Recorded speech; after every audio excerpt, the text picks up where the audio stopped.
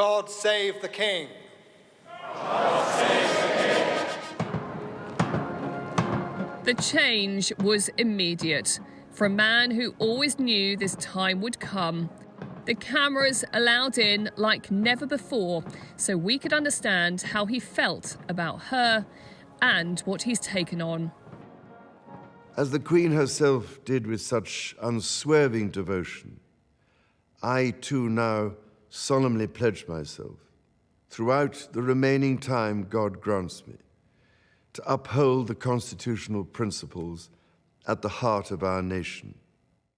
Scott Fessenden-Wood, the British High Commissioner to Barbados, was Charles's Deputy Private Secretary for 4 years and believes the man he knows well has acted quickly to squash suggestions he'll be a meddling monarch. As king, he will do things differently. It's a very different job.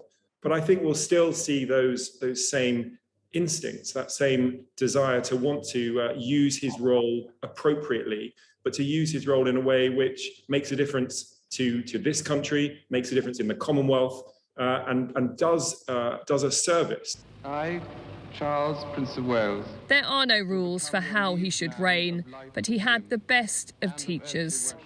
The Queen guiding him towards the role that would eventually be his. It shaped a man who always keeps his police officers on their toes, the walkabouts this week coming naturally. As he showed us, he wasn't just going to do what was expected, but what matters to him. The sovereign has an additional duty, less formally recognised, but to be no less diligently discharged. It is the duty to protect the diversity of our country. On the world stage, she will be a hard act to follow, very rarely putting a foot wrong. Oh God, I hate this. The rolling cameras haven't always been as forgiving for her son, inkwells and pens bearing the brunt, and in some ways showing why the new king and the institution still has work to do. While we struggle to heat our homes, we have to pay for your parade. And why the new monarch has needed his family. Getting the right tone in this moment was always going to be potentially difficult for King Charles. But what we have seen this week is how the entire family also want to step up to help.